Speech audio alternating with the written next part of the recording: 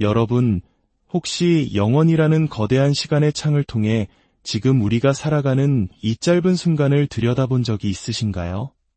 하나님께서 우리에게 요청하시는 것은 바로 그것입니다. 다가올 저 영원한 삶의 관점에서 지금 이 현재의 삶을 바라보라는 것입니다. 오늘 이 이야기가 여러분의 마음에 깊은 울림을 준다면 하나님의 은혜를 주변의 소중한 분들과 함께 나누어 주십시오. 구독과 좋아요를 통해 이 지혜의 말씀을 더 널리 퍼뜨리는 일에 동참해 주시는 것은 그 자체로 귀한 나눔과 선교의 실천이 될 것입니다. 이 말씀을 듣는 모든 분들의 삶에 하나님의 평안과 축복이 가득하기를 기도합니다. 우리가 천국에 대해 갖는 기대가 크면 클수록 우리는 이 땅에서 더 나은 삶을 살게 될 것입니다. 반대로 천국에 대한 우리의 기대가 작고 희미할수록 이 땅에서의 우리 삶의 가치와 의미 역시 작아질 수밖에 없습니다. 왜냐하면 기대는 행동에 직접적인 영향을 미치기 때문입니다. 사도 베드로가 그의 서신을 통해 우리에게 가르쳐주고자 했던 핵심이 바로 이것입니다. 만약 당신이 이 땅에서의 삶을 가장 가치 있고 의미 있게 그 잠재력을 최대한으로 끌어내며 살고 싶다면 반드시 영혼을 마음에 품고 살아가는 법을 배워야 한다는 것입니다. 하지만 우리 대부분은 어떻습니까? 우리는 종종 이 땅의 삶에서 패배감을 느끼며 살아갑니다. 그 이유는 바로 영혼에 대한 우리의 기대가 너무나 빈약하기 때문입니다. 우리의 마음속에서 지금 당장 눈에 보이는 이 현실의 삶은 너무나 거대하고 저 멀리 있는 영원한 삶은 너무나 작고 희미하게 느껴집니다. 마치 이 세상이 전부인 것처럼 말이죠. 그래서 우리는 우리의 모든 노력과 시간, 모든 소중한 것들을 지금 이 순간이라는 바구니에 전부 쏟아붓습니다. 영원이라는 더 크고 중요한 바구니가 있다는 사실을 잊어버린 채 말입니다. 우리는 역사라는 흐름 속에 모든 것을 던져버리고 천국이라는 본향을 놓치고 맙니다. 만약 우리가 이 관점을 뒤집을 수만 있다면, 우리의 초점을 현재에서 영원으로 옮길 수만 있다면 우리의 삶은 완전히 변화될 수 있습니다. 이것이 바로 베드로가 우리에게 전하고자 하는 강력한 메시지입니다. 영원한 관점을 갖기 위해 베드로가 제시하는 첫 번째 가르침은 조롱과 비웃음 속에서도 하나님의 말씀을 붙들고 살아가는 것입니다. 베드로는 먼저 이것을 기억하라고 말합니다. 마지막 때가 되면 하나님의 약속을 조롱하는 자들이 나타날 것이라고 말입니다. 조롱하는 자란 진지하고 거룩한 것을 가볍게 여기고 농담거리로 만드는 사람들입니다. 그들은 이렇게 물을 것입니다. 그가 다시 온다는 약속은 도대체 어디에 있느냐? 조상들이 잠든 후로 만물이 처음 창조되었을 때와 똑같이 그대로 있지 않느냐? 베드로는 이러한 도전에 대한 주된 동기 중 하나가 그들이 원하는 대로 자신의 정욕을 따라 아무런 제약 없이 살고 싶기 때문이라고 지적합니다. 다시 말해 영원한 삶과 하나님의 심판을 마음에서 지워버릴수록 현재의 삶에서 불의를 행하는 것이 더 자유로워지기 때문입니다. 만약 내 마음에서 하나님을 밀어내고 영원이라는 개념을 아주 멀고 희미한 것으로 만들어버릴 수 있다면 내가 지금 어떻게 사는지는 더 이상 중요하지 않게 됩니다.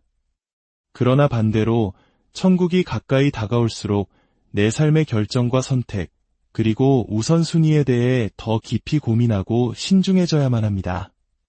사탄은 바로 이 점을 노립니다. 이 세상을 거대하게 보이게 만들고 다가올 세상을 작게 보이게 만들어 우리가 아무런 걱정 없이 원하는 대로 살아가도록 유혹하는 것입니다. 그래서 많은 사람들이 하나님을 적당히 이용합니다. 만약을 대비해서 보험을 들어두는 것처럼 말입니다. 혹시 모르니 주일에는 교회에 나갔다고 말할 수 있어야지. 혹시 모르니 작은 선행 하나쯤은 해두자. 이렇게 영혼을 멀리 밀어내면서도 만일의 사태를 대비해 최소한의 신앙생활을 유지하는 것. 베드로는 이것이 바로 하나님의 말씀을 조롱하는 행위라고 말합니다. 이런 사람들은 오직 자연법칙과 자신의 오감으로만 세상을 판단합니다. 눈으로 보고 귀로 들리고 손으로 만질 수 있는 것만이 진실이라고 믿습니다. 비록 그것이 하나님의 말씀에서 온 것이라 할지라도 자신의 경험과 이성으로 검증되지 않으면 받아들이지 않습니다. 베드로는 그들이 이런 태도를 유지할 때 일부러 중요한 사실을 외면하고 있다고 말합니다. 그들은 하나님의 말씀으로 하늘이 창조되고 땅이 물에서 나와 물로 성립된 것과 그로 인해 당시의 세상이 물에 잠겨 멸망했다는 사실을 애써 무시합니다. 그들은 두 가지를 잊고 있는 것입니다. 첫째는 창조입니다. 그들이 자연법칙을 논할 수 있는 이 세상과 우주 자체가 바로 하나님의 개입으로 시작되었다는 사실을 거부합니다. 창조 그 자체가 하나님께서 역사 속에 개입하신다는 증거입니다. 둘째는 심판입니다. 그들은 노아 시대의 홍수 심판을 기억하지 않으려 합니다. 노아의 이야기를 잠시 생각해 봅시다. 하나님께서 노아에게 나타나 말씀하셨습니다. 노아야, 내가 지금 너에게 아주 터무니없이 들릴 일을 시키려 한다. 마른 땅 위에 거대한 방주를 지어라. 곧 비가 내릴 것이기 때문이다. 우리가 여기서 반드시 알아야 할 사실이 있습니다. 그때까지 이 땅에는 단 한 번도 비가 내린 적이 없었다는 것입니다. 성경은 땅에서 올라오는 안개로 지면을 적셨다고 기록합니다. 사람들은 비라는 것을 본 적도 경험한 적도 없었습니다. 하나님께서는 노아의 경험 세계를 완전히 뛰어넘는 말씀을 하신 것입니다. 그렇습니다. 하나님의 말씀은 종종 우리의 경험과 상식, 심지어 부모님이나 선생님의 가르침과도 충돌할 수 있습니다. 하나님은 노아에게 말씀하셨습니다. 너는 방주를 지어야 한다. 사람들은 마른 땅에서 배를 짓는 너를 보고 어리석다며 손가락질할 것이다. 하지만 너는 내가 알려주는 설계도 그대로 정확하게 방주를 만들어야 한다. 그리고 그뿐만이 아니었습니다. 노아야, 내가 첫 빗방울을 보기까지는 앞으로 120년이라는 시간이 걸릴 것이다. 때때로 하나님의 말씀과 그 말씀이 이루어지는 현실 사이에는 아주 긴 시간의 간격이 존재합니다. 노아는 120년 동안 사람들의 조롱을 받으며 마른 땅 위에서 방주를 지어야 했습니다. 그가 의지할 수 있는 것은 오직 하나, 주님의 말씀을 들었다는 사실뿐이었습니다. 성경은 노아를 의를 전파하는 자였다고 말합니다. 그는 낮에는 가족들과 방주를 짓고 밤에는 사람들에게 외쳤을 것입니다. 그의 설교는 아주 짧고 명료했습니다. 비가 올 것입니다. 사람들은 그를 미친 사람 취급했고 120년 동안 단 한 사람도 그의 말을 믿지 않았습니다. 노아는 가족들에게 이렇게 말했을 것입니다. 얘들아, 나도 알아. 이게 얼마나 어리석게 보이는지.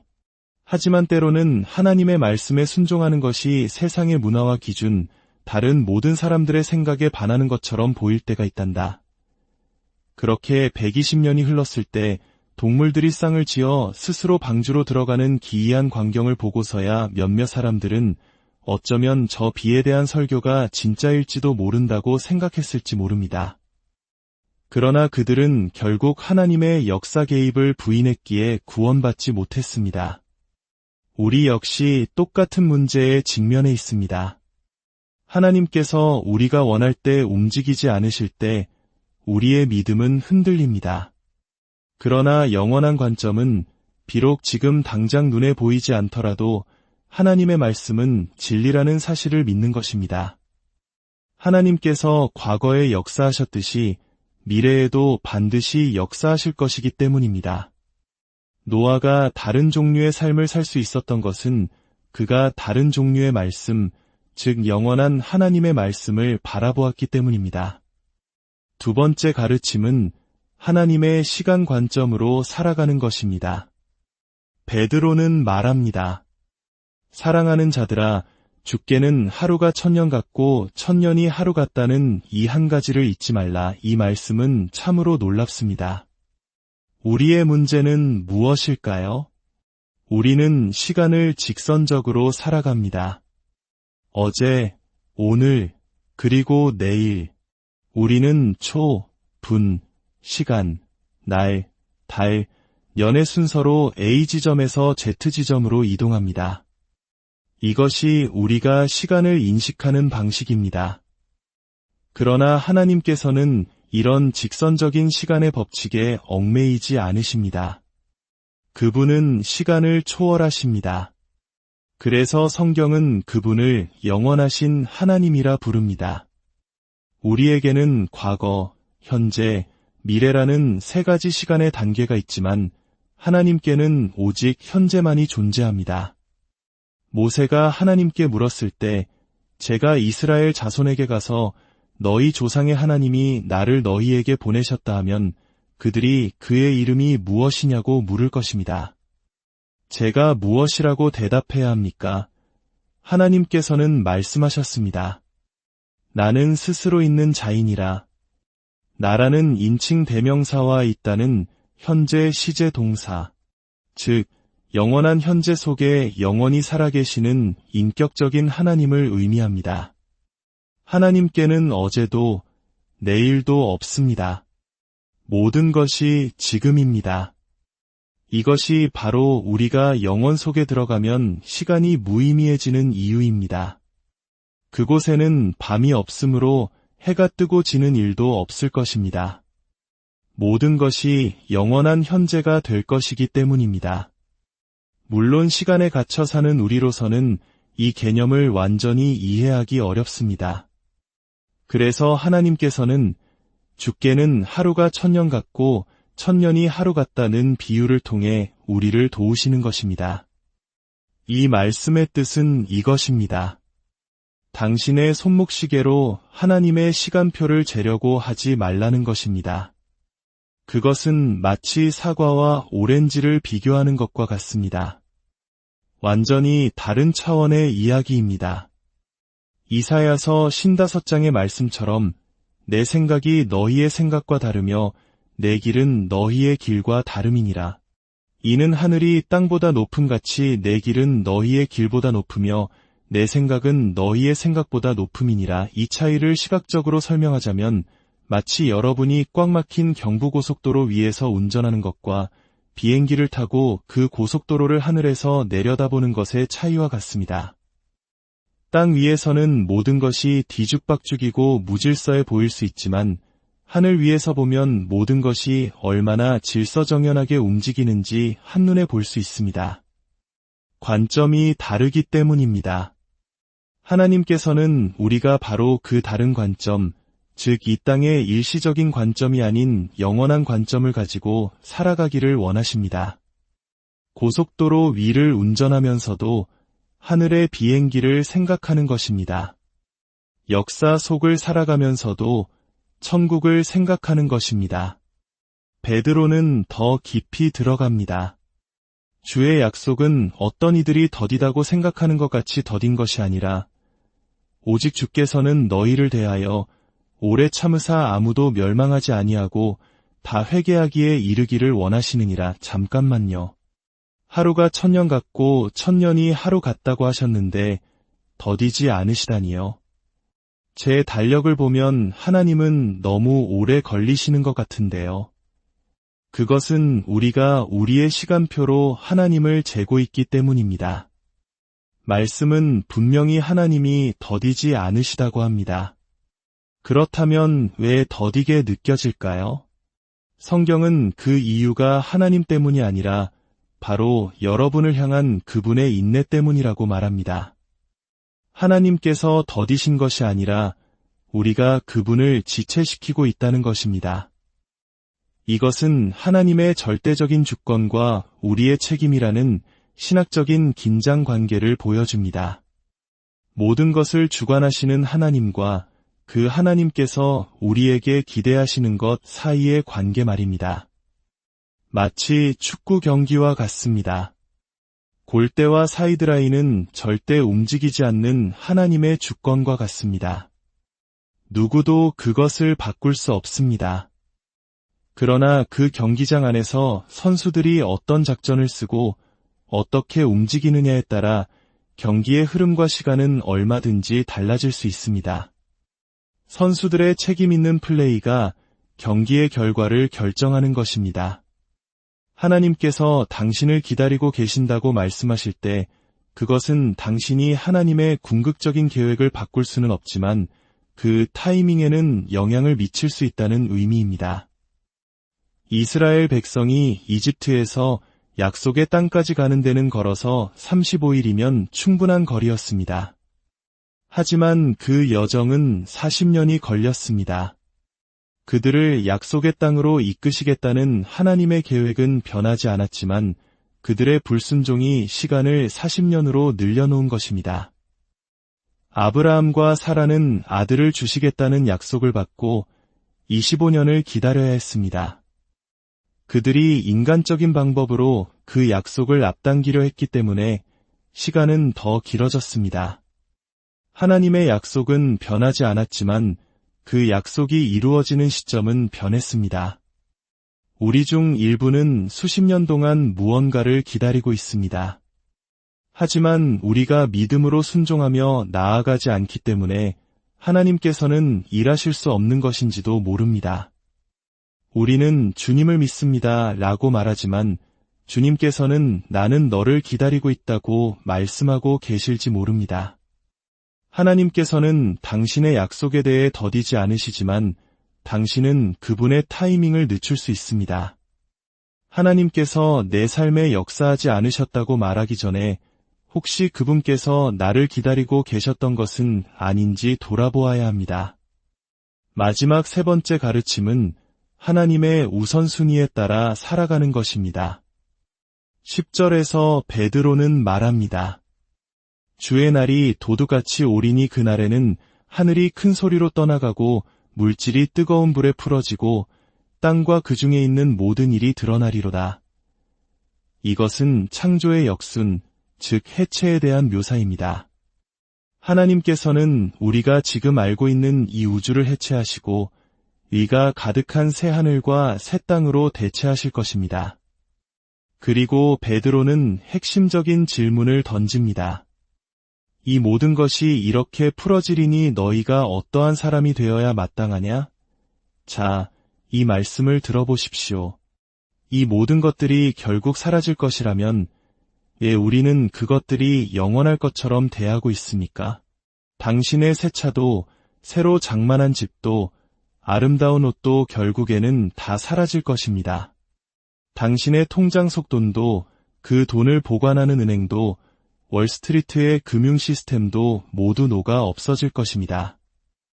인간이 그토록 중요하게 여기는 모든 것들이 결국 허무하게 증발해 버릴 것입니다.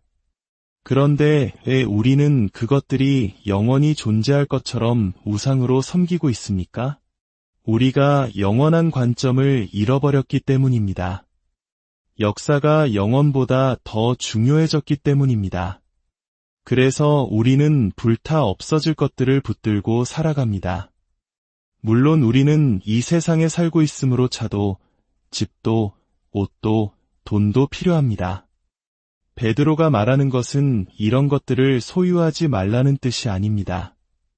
그것들을 올바른 관점 안에 두라는 것입니다.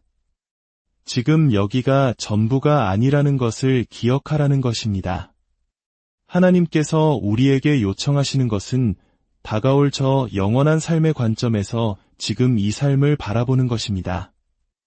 다가올 삶을 지금의 삶보다 더 크게 만드는 것입니다. 만약 우리가 다가올 삶을 지금보다 더 크게 만들 수 있다면 우리는 이 현재의 삶을 더 잘 살아낼 수 있을 것입니다. 왜냐하면 우리의 시선이 저 영원한 삶을 향해 있기 때문입니다.